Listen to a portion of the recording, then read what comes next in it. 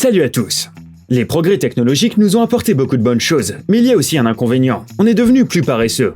Sois franc, parfois tu as tellement la flemme que tu ne peux même pas chercher une réponse sur Google. C'est pas grave, aujourd'hui on a tout fait pour toi. Tu vas en savoir plus sur notre planète, si un rat rigole quand tu le chatouilles, ou si tes yeux peuvent sortir de ta tête quand tu éternues. C'est parti.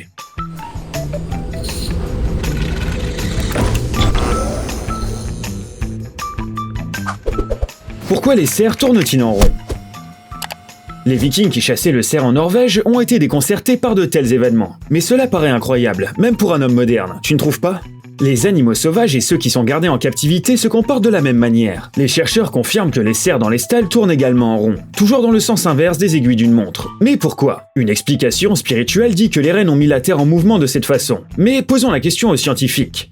C'est simple, il s'agit d'une stratégie de défense. Lorsqu'il est en danger, le troupeau commence à tourner près de la source du danger. Que ce soit un loup, un ours ou un homme, cette stratégie rend un animal spécifique presque impossible à cibler. Tu as aussi peut-être remarqué que la spirale de cerfs devient plus dense vers le milieu. Les femelles et les jeunes cerfs se cachent au centre, car elles sont plus vulnérables et doivent être protégées en premier. En captivité, les cerfs suivent tout simplement leur instinct. Tu devrais t'entraîner pour essayer, juste au cas où. Pourquoi la voix enregistrée a-t-elle un son différent? Chaque fois que tu écoutes un message vocal que tu as envoyé à quelqu'un, tu te poses des questions. Qui est cette personne et pourquoi sa voix est-elle si grinçante? Ce phénomène est si répandu qu'il a même reçu un nom, la confrontation vocale. La raison pour laquelle la voix sur l'enregistrement est sensiblement différente de celle que nous entendons dans la vie de tous les jours réside dans nos caractéristiques anatomiques. Une personne perçoit sa propre voix pendant une conversation de deux façons à la fois. Par des ondes sonores frappant le tympan, c'est-à-dire comme le font les autres personnes, et à l'aide de vibrations intracrâniennes provoquées par les cordes vocales. Les vibrations passent à travers les os du crâne et affectent également le tympan, mais sur leur chemin, elles deviennent beaucoup plus basses, ce qui donne une fausse impression de profondeur. Cependant, les psychologues ont une autre explication. Ils ont conclu que la confrontation vocale est également causée par des signaux extralinguistiques. Ils révèlent des aspects de notre personnalité qui ne sont perceptibles que sur le disque. Il s'agit notamment du niveau d'anxiété, de timidité, de colère, etc. En général, si tu restes joyeux et confiant, l'écoute de ta voix devient beaucoup plus agréable. Pourquoi est-ce que manger de la glace donne mal à la tête? La glace peut te faire du mal. Si tu as une glace qui traîne dans le congélateur, tu peux faire une expérience. Prends une grosse cuillère de glace, mets-le dans ta bouche et ressens ton cerveau gelé. Je plaisante, tu ne devrais vraiment pas faire ça. Il y a une chance que tu aies un vrai mal de tête. Ce phénomène est parfois appelé le gel du cerveau, et tout produit froid peut en être la cause. La raison réside dans les caractéristiques structurelles de notre corps. Le refroidissement rapide et le réchauffement subséquent des capillaires du palais et des sinus nasaux entraînent leur rétrécissement et leur expansion rapide. Les récepteurs de la douleur situés à proximité captent ces transformations et transmettent un signal urgent au cerveau via le nerf trijumeau. Ce nerf assure également la sensibilité des tissus du visage et du crâne, de sorte que le cerveau interprète la douleur comme provenant du front. Mais il y a une bonne nouvelle. Les scientifiques de la faculté de médecine de Harvard prévoient d'utiliser les résultats de l'étude sur le gel du cerveau pour traiter d'autres maux de tête. Est-ce que les tortues aiment se faire gratter la carapace? Les chiens adorent les gratouilles, les chats aussi, mais à leurs conditions. Mais qu'en est-il des tortues? Ça paraît idiot de gratter la carapace d'un animal, non? Eh bien, détrompe-toi. La carapace des tortues a des terminaisons nerveuses. Bien sûr, ça n'est pas aussi sensible que la peau, mais les tortues sentent quand tu les caresses, les grattes et même quand tu tapotes dessus. Dans la plupart des cas, les tortues adorent être grattées ou caressées. Bien sûr, cela dépend en grande partie de la nature de l'animal, tout comme certaines personnes qui ne supportent pas qu'on les touche ou qu'on les caresse. Les tortues peuvent aussi réagir de manière irritable aux caresses de la carapace. Mais il existe un moyen de vérifier si ton animal est affectueux. Si la tortue étire son cou pendant que tu touches sa carapace, cela signifie qu'elle aime le massage. Mais il est strictement interdit de frapper sur sa carapace. Et ça, on pense que tu comprends pourquoi. Comment fonctionne la langue du chat? Tu as probablement été léché par un chat au moins une fois. Tu sais donc à quel point sa langue est rugueuse. Et tu sais que les animaux se lèchent très souvent. Ces deux faits doivent être certainement liés d'une manière ou d'une autre. Mais comment? Les scientifiques ont décidé de répondre à cette question. Ils ont utilisé la tomographie assistée par ordinateur pour étudier la structure des barbes des langues félines appelées papilles. Il s'est avéré que leur dureté est similaire à celle des ongles humains, qu'elles mesurent environ 2 mm de long et qu'elles ont une cavité en forme de U à leur extrémité. Leur but est de recueillir la salive.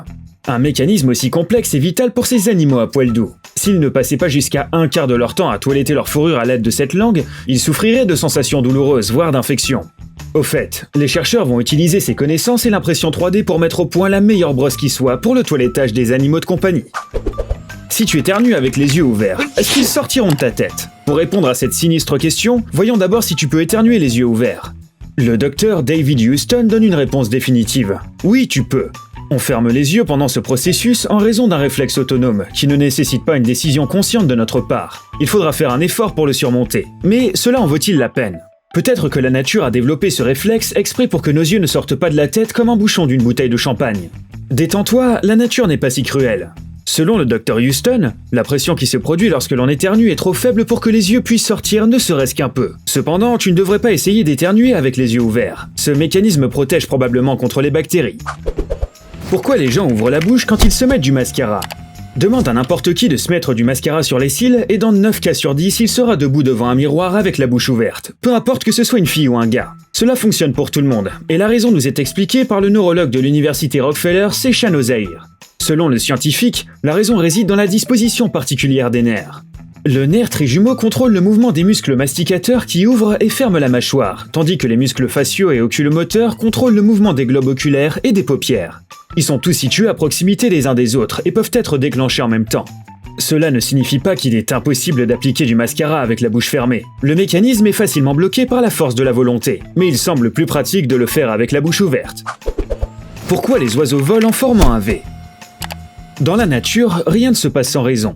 Les oiseaux, par exemple, pourraient voler en ligne droite, en spirale ou en carré, mais parmi toutes les formes possibles, ils ont choisi celle en forme de V. Voici pourquoi.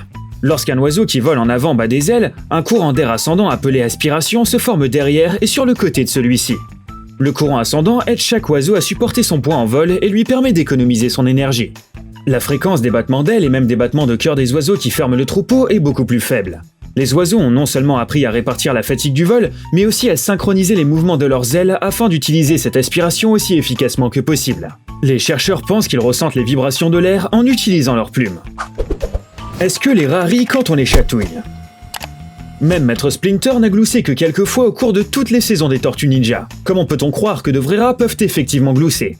En attendant, c'est vrai, les scientifiques recherchaient le centre de chatouillement dans le cerveau du rat et ont découvert que la stimulation des neurones chez les rongeurs provoque un couinement ultrasonique, un son analogue au rire humain. Selon les scientifiques, les rats retournent à l'endroit où ils ont été chatouillés encore et encore. Le processus déclenche la libération de dopamine dans les régions du cerveau des rongeurs associées à la récompense. Les animaux satisfaits affichent même leur plaisir d'une manière appelée saut de joie, c'est-à-dire qu'ils sautent sur toutes les pattes en même temps, ce qui est très courant chez de nombreuses autres espèces. Si tu as un rat de compagnie, tu peux le chatouiller, et avec le temps, le rat se mettra à te pourchasser la main.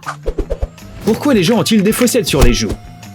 Admets-le, toi aussi tu trouves les fossettes adorables. La plupart des gens les associent à un attrait enfantin mignon et à une innocence presque infantile. Pendant longtemps, elles ont été considérées comme un trait génétique dominant. Mais aujourd'hui, les scientifiques affirment que ce n'est pas vrai.